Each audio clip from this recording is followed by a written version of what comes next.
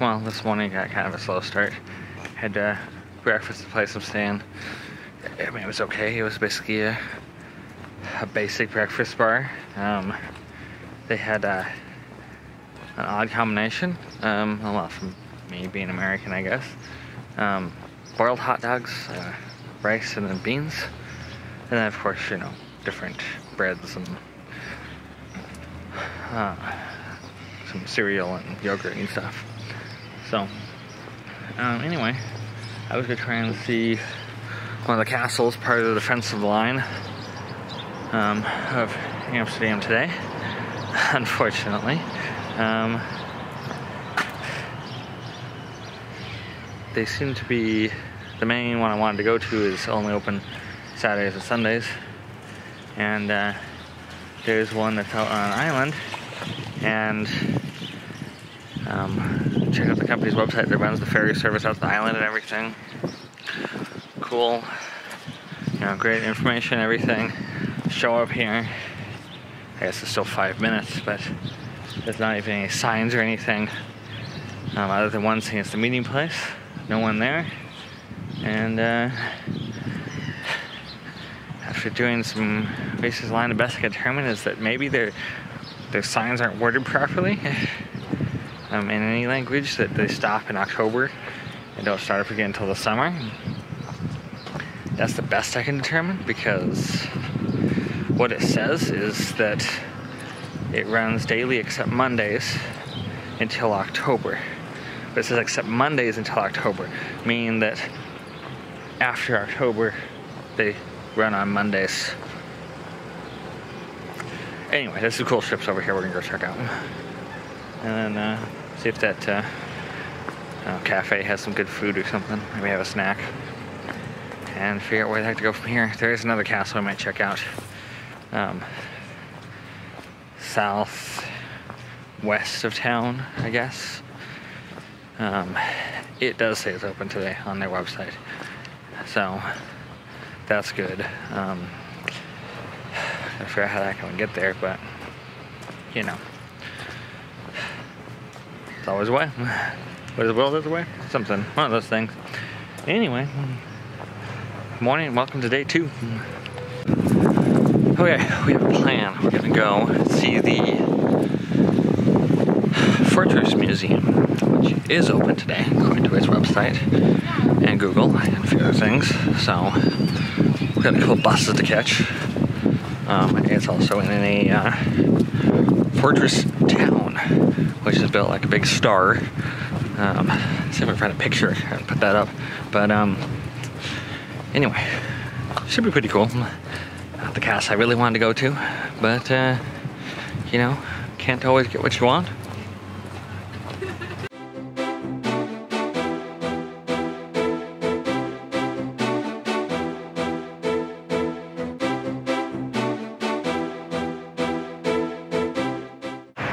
Well, one bus down. I'm now at another bus stop, waiting for the next bus, bus 320. I'm supposed to be here in 6 minutes. This is quite fancy. They have like, every bus stop has, well, not enough every bus stop, every bus stop I've been to has like this thing up here, where you can actually see like when the buses are going to be here and whatnot. And yeah, it's a little bit confusing. I guess, because 320 goes both directions. So does 66 and a couple others, so I don't know, maybe that's normal. Not really a bus person. But these are not bad. You just get one of these little cards and it works on buses and trams and all of that. And yeah, here I am sitting somewhere in the fog at a bus stop. Anyway. We'll ride it to Naarden.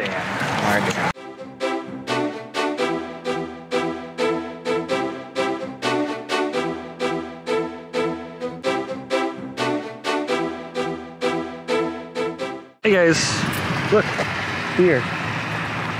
Oh, I'm pretty sure they're not wild because they're not close pen. Yeah. But they're still pretty cool. Look, he's got antlers. They just, like this one's just laying right here. It's pretty cool. Okay, I've made antlers nervous. Keep moving. Anyway, we're about to cross over a canal and go into the fortress town. Well, you can see the wall there behind me, and you'll notice right up in there, the goats. There's a whole bunch of them sitting up there, and there's a cannon too, right up there. So that's cool. But look at that wall. Imagine how much work went into building that. They didn't have heavy equipment back in those days. It goes all the way around. Let's go check it out. Okay, so I found a map. Well, you can see we are here at number 7 in the corner. 7's not on here. There's an X. I don't know what the X is. Anyway, it talks about number 12 here is officers' quarters and munitions and other stuff like that. 16 is a water something. It's a bridge. But anyways, a 3.5 mile or 3.5 kilometer walking tour around there. I think we're going to the museum first, which is here, I think. There's some V's, I'm not sure what that is. And see if there's like information or anything on this. And then maybe we'll do the walking tour around. Sounds like a plan. Anyway, see you guys inside. So I'm walking along here, and if I didn't know any better, check this out. This is part of the wall here. There's like a halfway between the outer wall, which is back there behind our ramparts, and the inner, which is further up over here. There's this causeway, of course, goes in between. But then there's this section here, but you can really see. Look how small these bricks are. That's a mine those. Each one of those. My bricklayers are fast, but I'll tell you, that's a lot of work.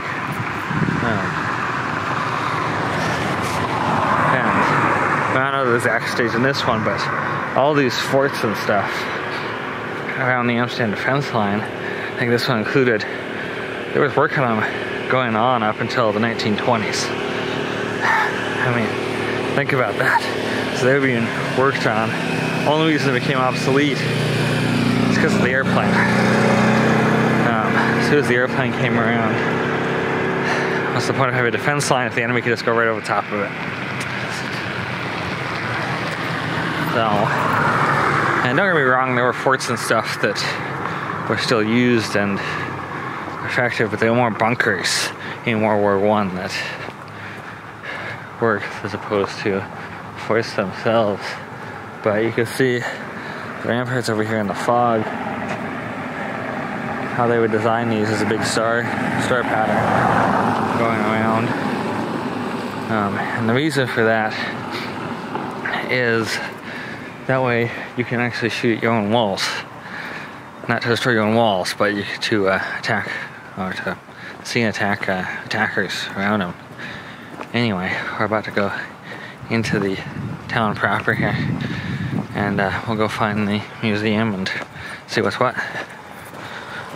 Okay, we're up on top of a very high point of one of the ramparts here.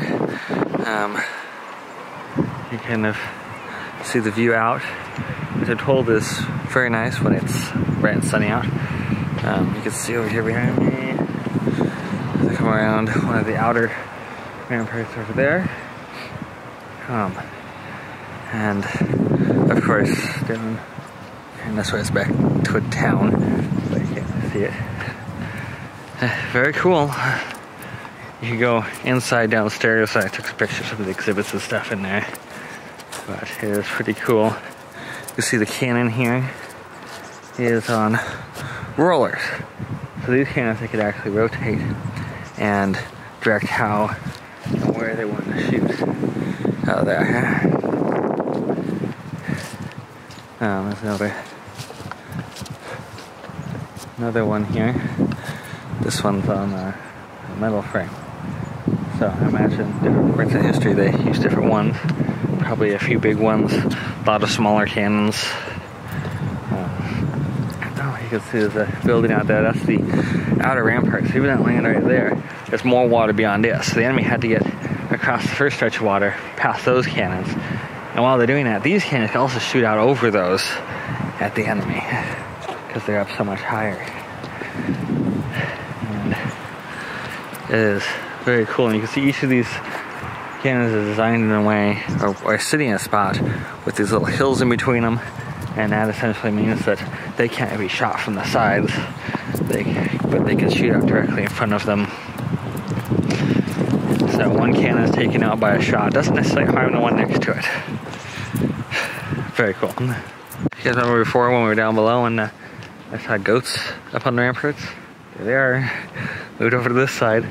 That's pretty cool. I mean, how many places do you go where you at a historical site or whatever, and it's just goats hanging out. Check this out, this whole area here on the ground, the bricks are built in a spiral, and right in with the bricks around them on the path. It's a lot of work and effort to do that. And there is an outhouse. So, apparently I kind of wondered, because there's supposed to be 3 doors, one in the middle, if anyone goes in. The ones on the side are actually porta potty. Well, not really porta potty, outhouse. Now this is cool. Now, before we went outside, you can essentially see these dips in the face of the fort, because we're right underneath where the big cannons were up on top. And for mortars, look at this. They had mortars this big. They were down in the fort. Could you imagine being shelled by these things? How would you take one out? You'd have to hit it with a mortar. Because there's no way else to get anything down here until you essentially take the fort. So that's pretty cool. The winch. Now I think of those as like electric things. You put it in front of your car or something. That's what they were back in the old days. You'd put 4 people on it, walk in a circle, give you leverage, and pull whatever you wanted to wherever you wanted to. So I need to move around a heavy cannon. Don't need a bunch of manpower. Just need a winch. You guys see here, these cannons right here, they point out over the top of first row, down below, and allow you to shoot out, of course, the next rampart over there, and your causeway. So anyone coming in the causeway, if you're taking fire from that row, this row, same thing on the other side. A couple cannons from up on top of the ramparts over here behind me, you're getting destroyed. Absolutely destroyed. This is very cool. I might have been the castle I wanted to see today, which is closed except for weekends, because we're not here in the summertime. But you know, what are you gonna do?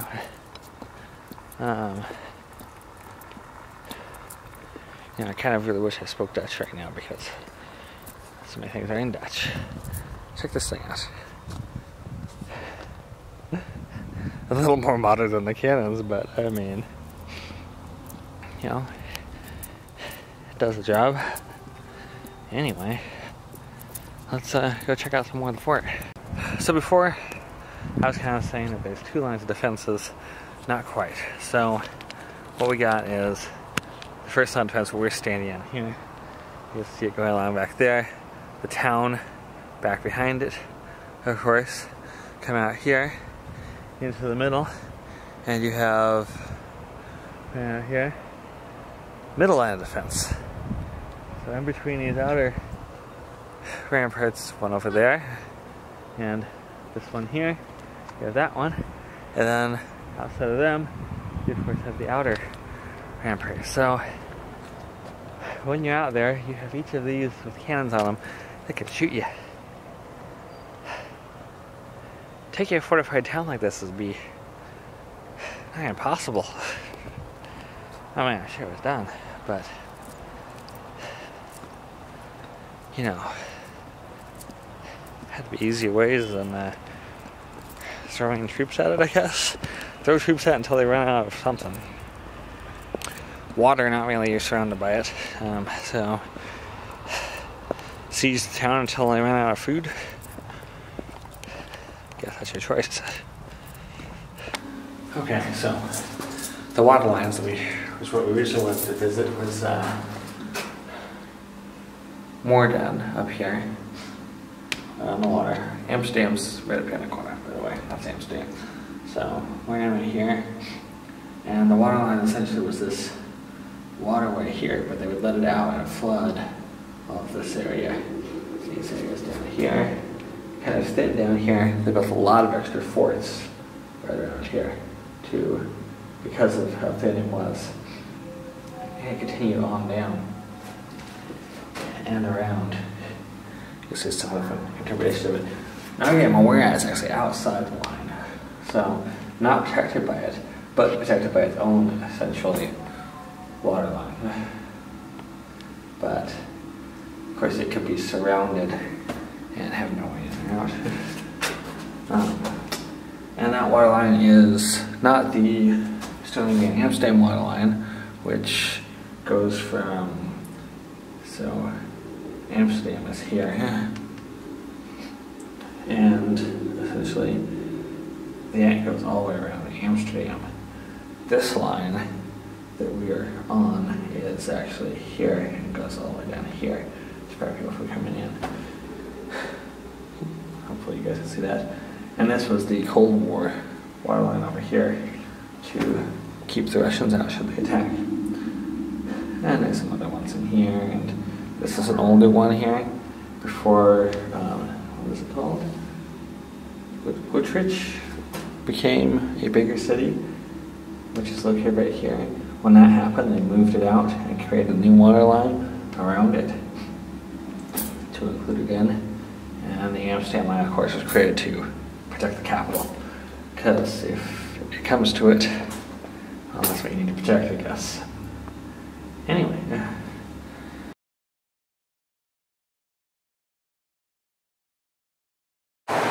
Yes, you can flood the museum. I'm kidding. It's meant to do that. At least I assume it is. Everything's in Dutch, so I don't really know. Google Translate is cool, but doesn't work too well in the dark. This place is pretty dark, being underground. And it also, well, it's not perfect. I mean, it's great. It really is. It's amazing. You can hold it up to somebody and it'll be like, here's what it is in English. The slightest bit of movement throws it off. It's always trying to think.